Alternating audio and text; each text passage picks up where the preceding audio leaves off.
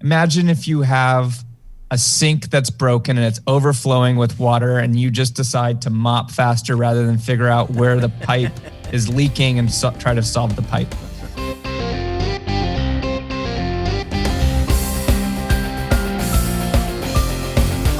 First, I'm joined in studio by the CEO of L&R Distributors, Marc Bodner, who's a fan favorite. I always get requests, and when his clips go up on business class, the numbers they spike. So whenever we need to get the ratings up, Marc, please, he's a friend also, come help me out, and the ratings go up. It's great.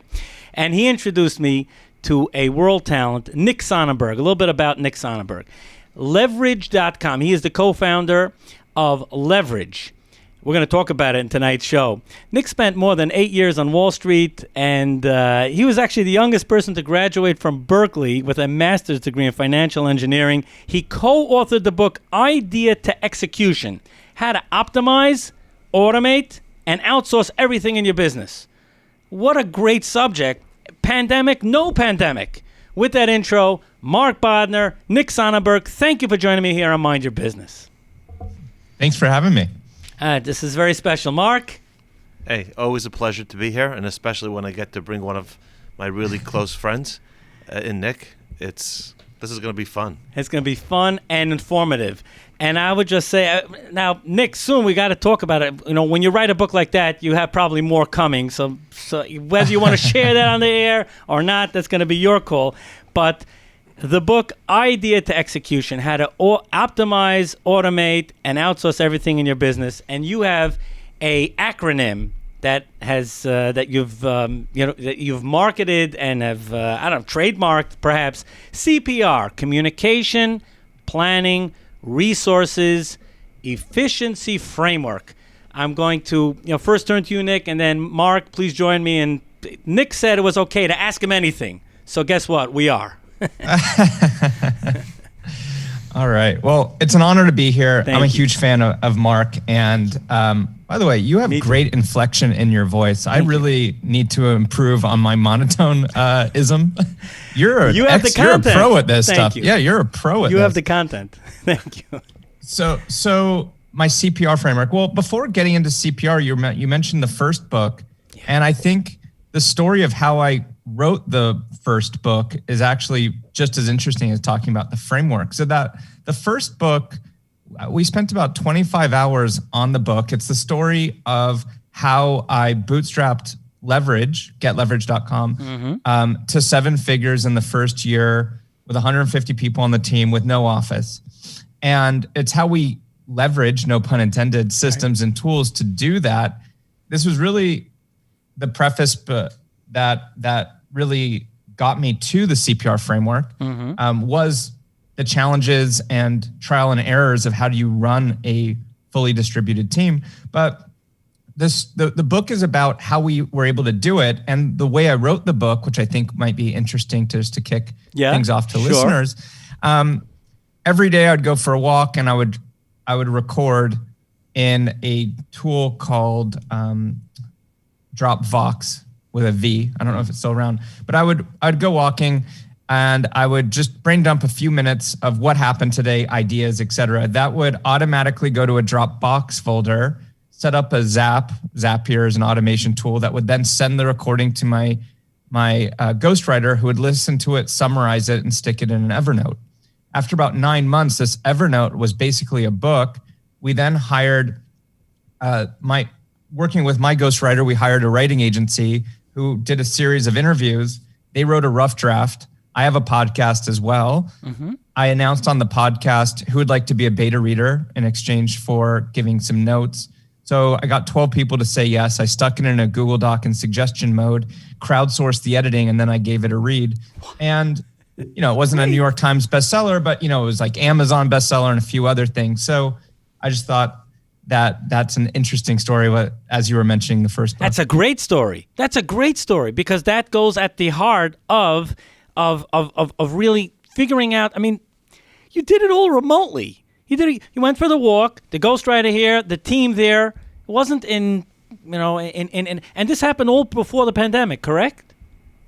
Yeah, I wrote the book in 2017. Yeah. I mean, I'm passionate about reinventing how work is done, future of work, and remote work. It is the future of work. You can't avoid thinking about how do you have at least a hybrid distributed team, and the pandemic just accelerated what was inevitable by a number of years. Mark, perhaps you could, from your experience of working together with Nick on the concept of CPR, communication, planning, resources, take it away. Yeah, so we're a distribution business, as many of your listeners who know a little bit about L&R Distributors at this point. Distribution businesses are generally thought of, and I say this many times as knuckle dragging humans in a distribution center. To say it nicely. To say it nicely, yeah, just kind of what we do. And as this was actually pre-pandemic when I met Nick, and I went to he had a program with a good friend of ours that I've mentioned before on the air here, Lee Brower, who's my coach at Strategic Coach, as well as a good friend of mine and mentor, and a business partner associate with Nick Sonnenberg, and they put on this program called Bullseye, and I went to see it, and Nick was there, and it just resonated. This whole CPR concept resonated with me, and I always ask myself that empowering question: how can I use these tools? How can I use this additional potential capability in my business to make it more efficient? Communication is a really, really complex concept. We think it's simple, and Nick and I both have adopted Lee's translation or definition of the word communication, which equals the response you receive. So how can you set up a business, a really old school business like L&R Distributors, around for 75 years. Mm-hmm. Everyone's set in their ways. Everyone has their way of doing things. And most people with the attitude of don't tell me how to change. I have my systems. I like my email. I like all the communication methods that we're currently doing. Henry Ford, which you've shared on the past, your Henry Ford example. Yeah, exactly. And, again, I'm a bit of a rugged individualist as coach, as some people know me as. And I said, okay, we're going to, after many discussions with Nick, I said, are you up for the challenge to come into a company with, we're about 1,100 employees, but really about 300 people who are on our, lrdis.com framework, if you would, that really are communicating and the frustration for me, and then I'll pass it back to Nick, was really, how do I stop sending texts out to people that an email from a really important client just came in? Did you see the email? Right? That is a major breakdown in a business that's trying to move forward. So I said, Nick, how can you help me solve that problem? And after many conversations, I was sold hook, line, and sinker on Nick's processes, his wisdom, his understanding of latest and greatest tools and technologies that are out there that kind of work with some of the things that we're doing already. So I'll turn it back to Nick, let him really speak to. And that's such a great example. Every business deals with that. Every executive this thing came in. What? Why doesn't the team just get it? Oh, Nick, how do you solve that? Well, look, I'm a massive fan of Mark as well. Me too. And stop. And look, the stuff that we're talking about is critical. And what we found was every business, the CPR framework, it stands for communication, plan, and resources. So every business, whether you're a 2-person gas and water leak detection company or you're an 1,100-person distribution company, you need to communicate with people internally and externally. You have to manage tasks and projects, and resources all about documenting knowledge. At L&R, just like every business, you have processes, you have SOPs, you have core values. All of this is your knowledge that needs to be captured. So that's critical. But the only reason why we're able to be successful with L&R is really Mark, aside from being such a brilliant visionary and being able to see around the corner with things, he's coachable, and he can also understand that how important it is to how people operate efficiently. And Mark's able to see 30,000 foot view as well as 3,000 foot view. So Mark is adopting these things and not sitting on a pedestal like he's too good to use these tools and it's for everyone else. But the rest of the team's got to do it, because the CPR framework, and pretty much any framework, I think, it's not going to work if there's this culture like that the leader's too good to do it and he or she wants everyone else to do it except for them. So just wanted to throw it out there that the mindset of the team is just as important as the content. If I could just jump in for a second here, Nick, how easy is it to then, when there is such an important concept that has to travel throughout the organization, from the executive team down to the every single person on the team, without ramrodding it, introducing it? How does that happen? It's not, that's complicated. Well, look, no? I really am a believer of lead by example. So, that needs to be it. But the person, the consultant in this case, us at Leverage, we need to very quickly show our value and show people that, hey, it's a behavior change, some of these things. We're telling people all of a sudden, hey, you brush your teeth with your right hand.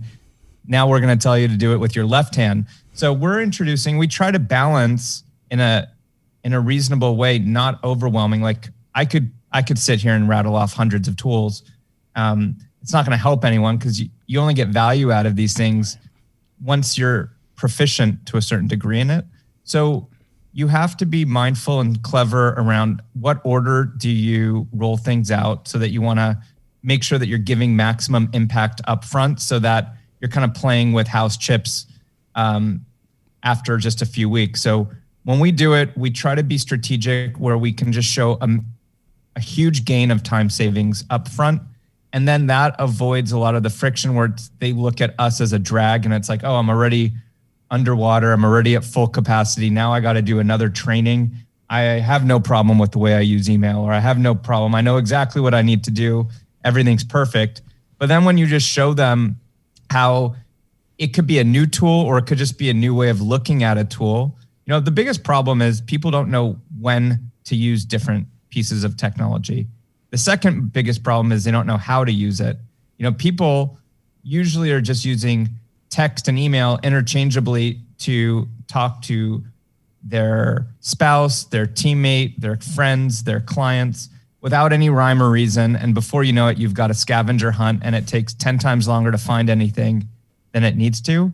So the CPR framework is guidelines in terms of how to think about and when to use different categories of tools. And we don't really care so much, if you're on Slack or Microsoft Teams, or if you're on Asana or Monday for project management.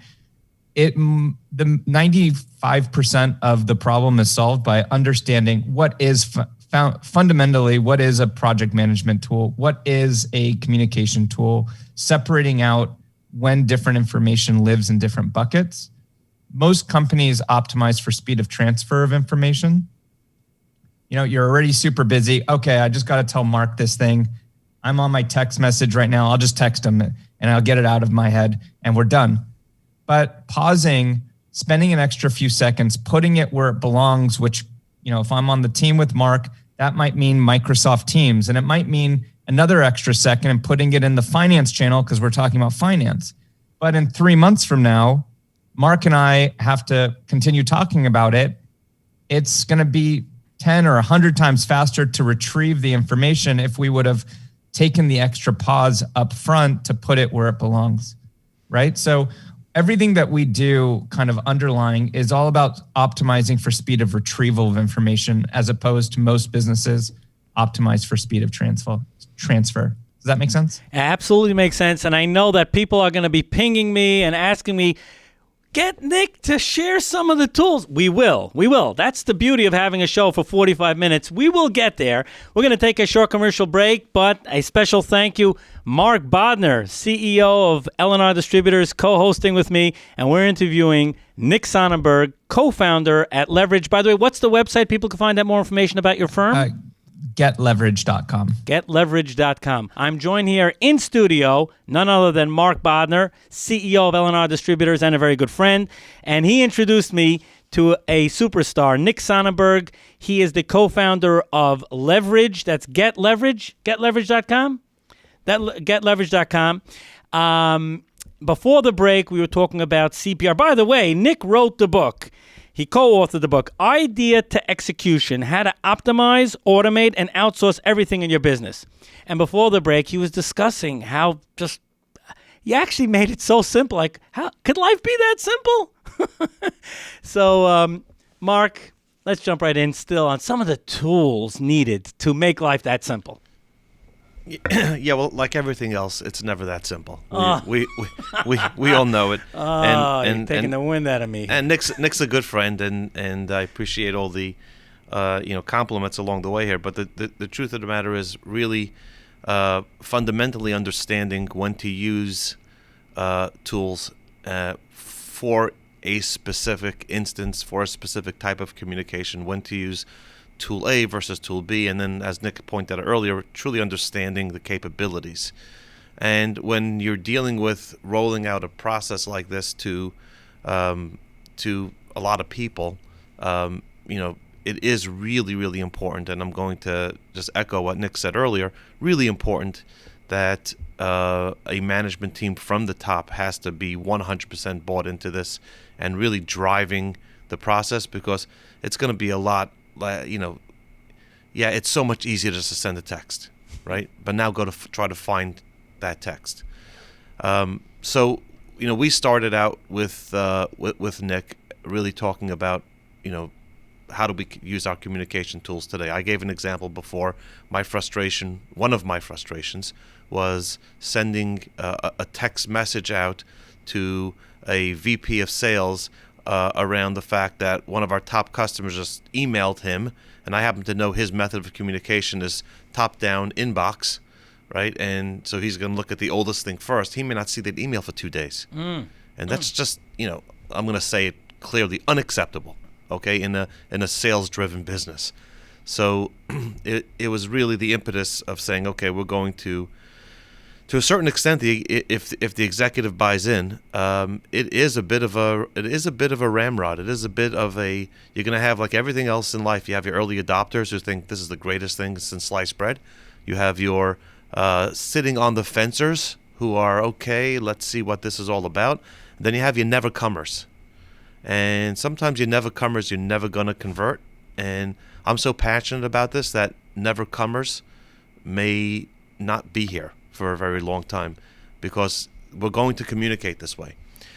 So we had to first decide on the tools. We landed on Microsoft Teams, could have just as easily landed on Slack for all internal communication. So in our business right now, we do not communicate internally, one-on-one, or to a group on email. Email doesn't exist. We have besides that, we have a concept, probably the first one that Nick introduced us, was this crazy, wild, like impossible concept of email inbox zero. Wow. Okay, so everyone take a look at their inboxes right now. Okay? I'm gonna guess we had people with 20,000 plus emails in their inbox. Mark, don't put me on the spot. I'm not even going to ask. It's too many. I'll just tell you that right off the bat. You're right. And the first function was, how do we get inbox zero? So there's a tool called Boomerang, for example. And I think I spoke about it on my last show when I was talking about Nick as one of the things we were discussing. Inbox zero, how do we get there? There's a tool called Boomerang within Microsoft Outlook, if that's a platform you're using. Like Google Gmail Suite has it built into their product, and it's just sending emails away until you want to see them, not let email push you around, that email bully. Get rid of it. Get it off your shoulder and say, hey, I don't need to deal with this till next Wednesday. Put the email to sleep and it'll pop back up in my, usually I like to set it if I'm having a meeting around a particular topic on an email. Let it pop up in my inbox 15 minutes before that meeting so I can get a quick review of it. And my inbox, I was pretty good with my inbox, but I had always 50 or 60 emails, which according to Nick was, that's pretty good. But I'm talking about inbox zero. So, inbox zero to me is ending the day with less than 10 emails in my inbox. Okay, so I will read or unread, doesn't matter. Exactly. Right. So I am there right now. And then next tool is Microsoft Teams was since we're a Microsoft house and just pretty much all of our platforms around Microsoft product, we decided that was the best tool for us. We went through a whole exercise with Nick and his amazing team. I should talk about Nick's amazing team. Eddie, Kat, and the people we get to work with there are just absolutely unbelievably available and using the same tools we're using. So the communication is within our corporate framework, which is really good. And we're probably, I would say, at 90% of all internal communication not happening via email anymore. We've got teams and channels set up that we've worked very closely with the leverage team along with our executive management team to set up really robust teams and channels. And I will tell you that it is incredible. And one of the things just to keep in mind, if there's anything that the audience needs to be convinced, all right, we've all had really key people leave us, right? It happens. All communication takes place in email. What happens to that conversation that happened with a client or a team from 3 months ago or a year ago? Right. When it's in a team and it's in a channel within a team, right? So it's in a sales channel and then a particular customer. Every communication about that customer internally is going through that channel. You add a new person to the team, they have access to all that communication. So if I can't convince you for any other reason to get a communications platform in your company to do great communication, and we haven't even talked about project management, but I'm really the impetus for us was communication. And when you look at and say that communication equals the response you receive, then until you receive that response, the communication never happened. And the beautiful thing about a good communication platform, whether it be Slack or Teams, and they have many of the same, is the ability to respond so quickly. Like, it feels so good to get a thumbs up. And all that means is that I saw your message. I don't need a paragraph back. Right. I saw your message, I acknowledge it, gives me the comfort, or the other person the comfort that, okay, Bill saw that message, something's going to happen. So it's a really, and I can't say enough about how important this is, and I can't say enough about how good leverage is at at understanding your business, developing the right tools, teaching the tools to your team in a really organized. We have weekly meetings.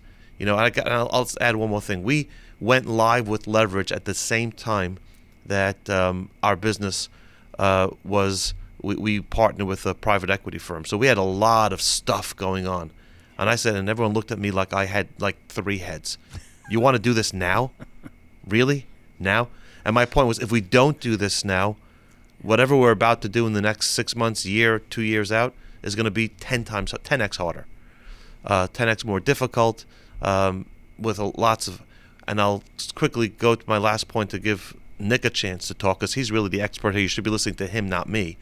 Don't say that. We now have. We just had what we call a scorecard review. We have a scorecard built out for the year. And I just did that scorecard review within Asana, which is our project management tool, as opposed to doing a PowerPoint. We did not create a PowerPoint presentation for a meeting with our private equity team to go through our scorecard, and built it out completely in Asana. And the response from the board that I'm working with was like, wow. Because every note was there, every task associated. When they asked a question, click, there it is. Yes, we have it. It's due to be done by this. Yes, we're on track, we're off track. It's really just, these tools are phenomenal once you learn it, but it's a heavy lift. So therefore, trying to learn it on your own, not a good idea. Get a guy like Nick, or get Nick, I should say, not a guy like Nick. Get Nick, get Eddie, get Kat, and his whole crew he's got there, and it's transformational. That's the word I would use, transformational. Nick, yours. Thank you for the kind words, Mark. That means a lot. And yeah, the team is awesome, but you're equally so. Your team has been awesome to work with. But I wrote down a few notes to go a bit further with a few things that you said. So you made a good point. It's not just this stuff that we're talking about here, and I'll get into specifics with tools and stuff in a moment, but it's not just about saving time. There's culture impact as well, right? Because to Mark's point, communication is the response you get. So if you're not getting responses, you get frustration, you get anxiety, you start trust breaks down. When there's a misalignment of expectations and people don't feel heard, friction starts building up. So aside from the bottom line impact that this stuff makes to a business, a lot of what Marc is working on with Lee Brower, who we spoke about, is stuff related to culture, and technology can play part of that culture strategy. The other thing, though, that Marc pointed out was risk, and that's a big one. I've lived through a business partner picking up and leaving in short notice. If I didn't have things documented and things organized in places, when someone leaves, if 80% of stuff that they created leaves with them the moment that they leave the door, you're sitting on massive risk, and anything can happen. We're living through crazy times right now with coronavirus. Might not be quitting. Someone could get sick and be out for a month. So do you have things documented? If the payroll person gets sick and is out for 2 months, does someone else know how to do payroll? Is it documented? Is it easy to find? So it's so critical for multiple reasons. High performers like working on things that are in their unique ability or give them joy. Typically, going on a scavenger hunt and spending hours to look for a message or a document doesn't really give people joy. It's not the best use of their time. And so shifting people to work on higher level work is really the name of the game. And the stuff that we're talking about, we've been thinking like this forever in our personal lives. I'm just proposing, let's think about this in business too. For example, you do your laundry, you put it in the dryer. Do you take it all out of the dryer and throw it in one drawer and close the drawer? Or do you separate your socks from your underwear from your shirts? You probably separate, not because that's the fastest way to be done with your laundry, right? The fastest way to be done with your laundry is just throw it all in one drawer. But you separate it, you pause, you spend an extra few seconds, because next week when you have to retrieve an outfit, it's much faster for retrieval. Same thing with the dishes, and you don't throw all of your forks and knives and spoons in one thing. You separate them. So it's just shifting that mentality to business too. And Marc was bringing up tools like Slack and Teams and Asana. There's not a one size fits all. And if you choose the wrong one, it can be very costly. We were advised to go with Salesforce as a CRM. Cost us hundreds of thousands of dollars, that mistake, right? There isn't a one size fits all. When we were first evaluating Slack and Teams with Marc, if you would have gone down the wrong, it's not going to bankrupt your business, for the most part, but unwinding a bad decision can be extremely costly, because not only have you wasted time setting it up, but now you have to deal with a migration, which can be extremely difficult. So when we went with Salesforce, not only did we lose a lot of money on the yearly fee, but we had to hire consultants to set up Salesforce. We had an opportunity cost by not having, we've moved to HubSpot, which was a better fit for us. So there's not a one size fits all. And so many people ask me, what's the best project management tool? What's the best, knowledge-based tool? And it depends. It matters how tech savvy is your team? What business are you in? Where could the business be? What other tools are you using that they might have to integrate into? And so much goes into it. So I just wanted to before we get tool heavy, I wanted to preface to the audience and the listeners. There's not a one size fits all. There are some industry leaders. And the most important thing is that you know when to use these tools. And then second is to know how. Now, Marc also mentioned Boomerang and Inbox Zero. The best way to get to Inbox Zero. So Inbox Zero means less than 10 emails, 20 emails in your inbox, read or unread. Okay. The best way to get to Inbox Zero is Email Zero.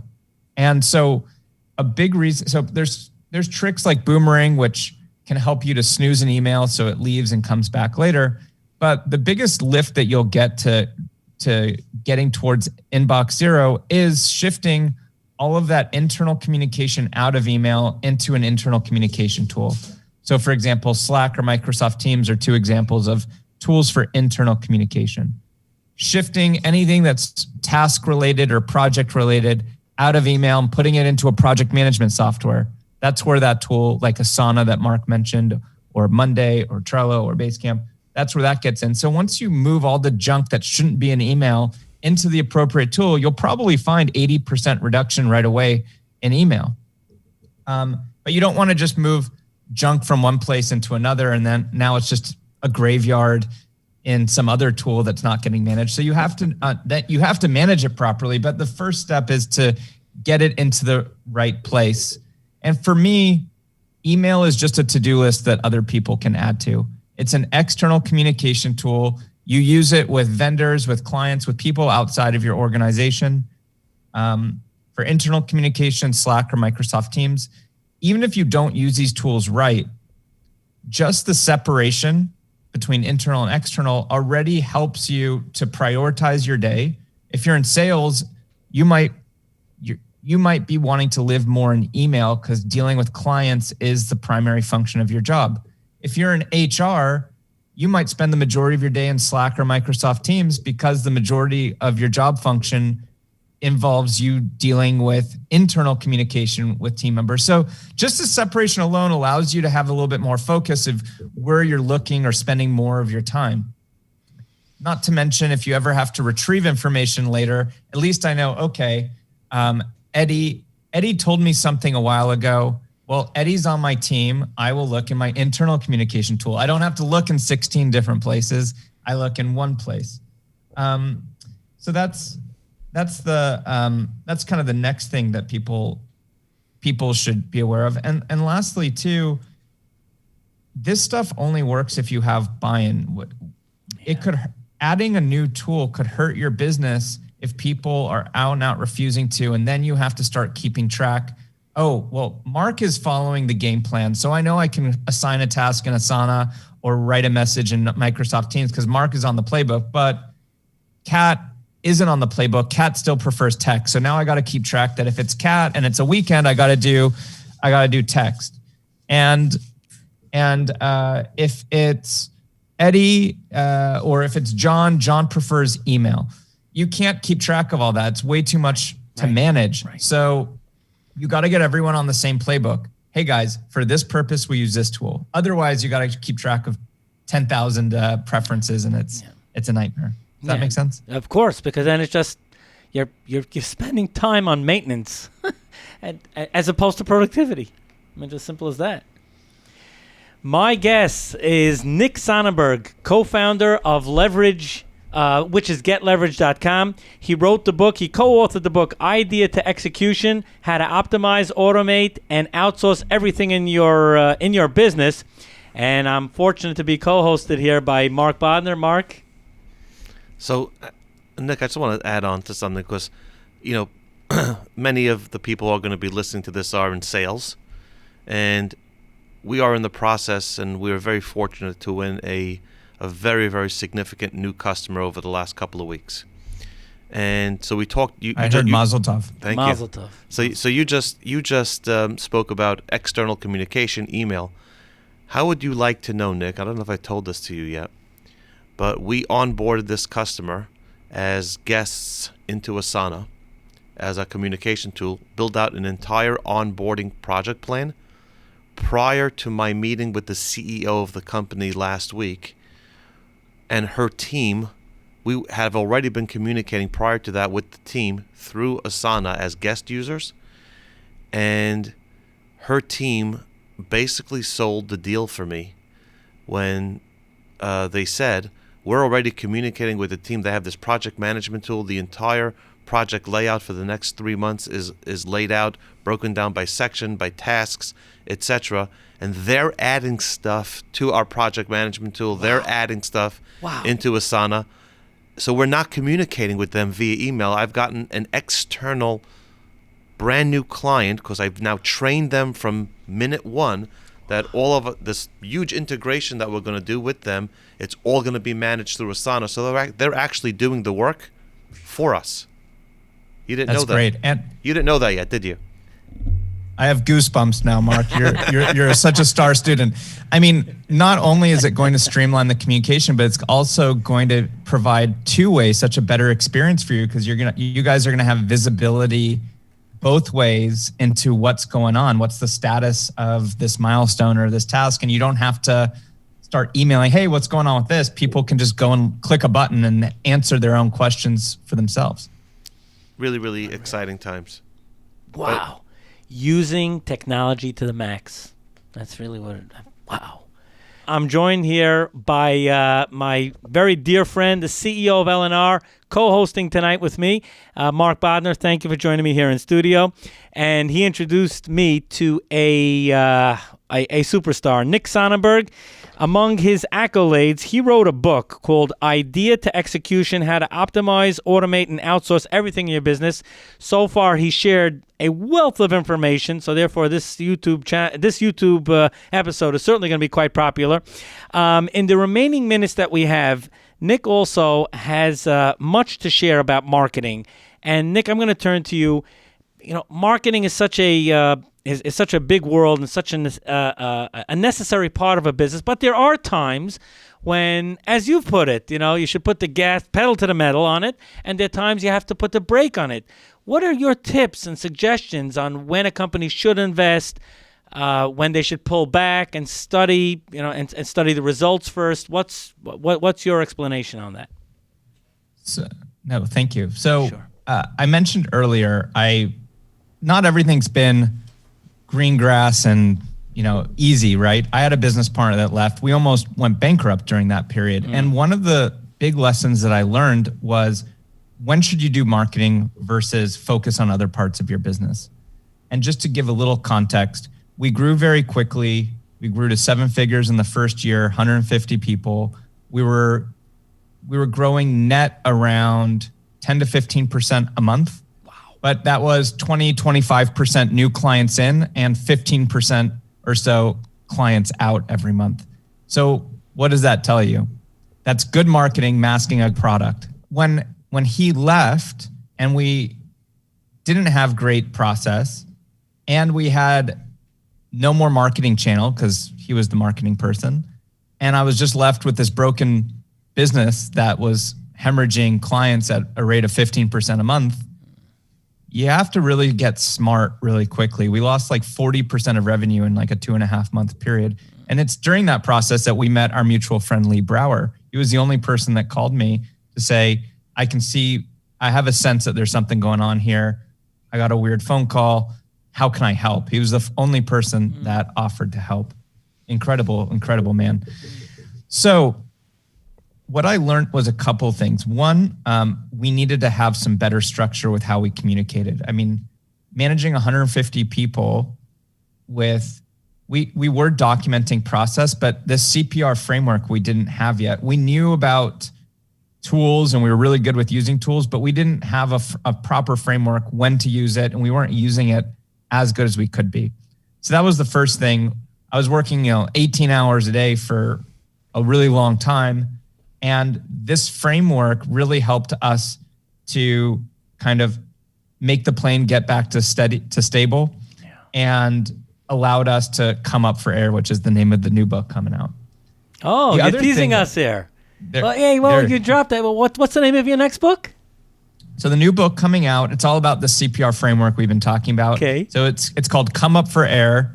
And the secondary title is How Your Team Can Leverage Systems and Tools to Stop Drowning in Work. Oh, that's great. So when you get hired, you get an employee manual that talks about health insurance and vacation days. Nothing tells you, hey, at L&R or at Leverage, these are the tools we use, and this is the rules of the game. This is how we collaborate, So I'm digressing. So CPR came out of this chaotic period. But the other thing that I realized is, hey, we actually weren't running the company right from a strategic standpoint, not an operation standpoint. We were really good at marketing, but what's the point of doing marketing if you don't have a good sales process? You're bringing people in the door and then you can't convert them. And what's the point of converting them if your product or service is subpar and people are just going to leave in a few months because you're not delivering enough value? it's kind of a waste of time. It's like, imagine if you have a sink that's broken and it's overflowing with water and you just decide to mop faster rather than figure out where the pipe is leaking and try to solve the pipe. Most businesses, and we fell into this trap, people love talking about open rates and it's super important. I mean, like, marketing is like the oxygen of your business. Like, you need marketing, don't get me wrong. But there's two things that you need first before you really start opening the floodgates to marketing. So the first is this ACR framework. Most people go from left to right. They're thinking about marketing channels and Facebook ads and SEO and content creation strategies and podcasts. But there's no point of investing too heavily in that if you haven't first invested in conversion and sales. And there's no point of investing too much in sales and conversion if you have a problem with your product or service. So most people go from left to right, marketing, and then they realize, maybe we need a sales process and a CRM and a sales team and tracking conversion rates. But really, it should go from right to left. So really be looking at your retention, your churn, whatever metric you want, maybe net promoter score, whatever helps you to feel or be as objective as possible that the product or service that we offer is at a certain standard that is acceptable. Ideally you want to be amazing and, world-class, whatever you do, but you've got to have a minimum amount of quality or service as defined, however you want to define it, that makes sense for your business. Only then should you really start focusing on conversion and optimizing that. And once you're happy with your conversion rate, and depending on your product or service, different conversion rates will be acceptable to you, then you're ready to really open the floodgate. And I'm not saying you put, zero thought and effort into, the other two buckets while you're focusing on one bucket. You got to be paying attention to all, but you want to put more focus in certain buckets at certain times. And so for a while after I went through the period of dealing with the business partner breakup, we shut off marketing and sales for over 20 months, which was a very counterintuitive thing. As you're bleeding revenue and money, to turn off marketing and sales, people are like, what, are you crazy? But I was like, look, this thing is I'm not going to be the CEO of a company that I don't believe in our product or service. And any marketing or sales that we do is just a waste of time because they're coming into a broken business. So the only option we have is to fix the business, fix the retention. And if and let's just pray that the parachute opens before we hit the ground here, but that's the only solution. So that's the first thing. The other thing, it's a little bit more quantitative and technical, but you have to know what your lifetime value of a customer is and what the cost of acquiring a customer is. Those are two really important metrics that most business owners don't know. And if you don't know those two numbers, you're kind of like flying blind when it comes to marketing. And it doesn't really matter what the lifetime value or the CAC, cost of acquiring, is. What matters is the ratio of the two. So if you have a 1-to-1 ratio, you're not really in a profitable business, right? If the lifetime value of someone is the same as it takes you to acquire, it's not super interesting. So you want to be targeting, and again, it depends on industry and other situations, but somewhere in like the 2 to 3 range is probably a healthy range. If it's too high, it means you're not investing enough into marketing. And if it's too low, it means you have an inefficiency in your sales process, either in how you're acquiring customers or how you're converting customers or how you're retaining customers, that needs to be fixed before you're able to actually invest heavily in marketing and scale your business. The time goes so fast. Nick, we're out of time. This is like, I still have many more questions to ask. First of all, are you going to rejoin me again in another edition of Mind Your Business? It would be my honor. Amazing. Mark, can I get a commitment? Will you join me again in another Mind Your Business? Well, Nick and I are joined at the hip, so as soon as I shouldn't say you and I are joined at the hip as well. So amazing.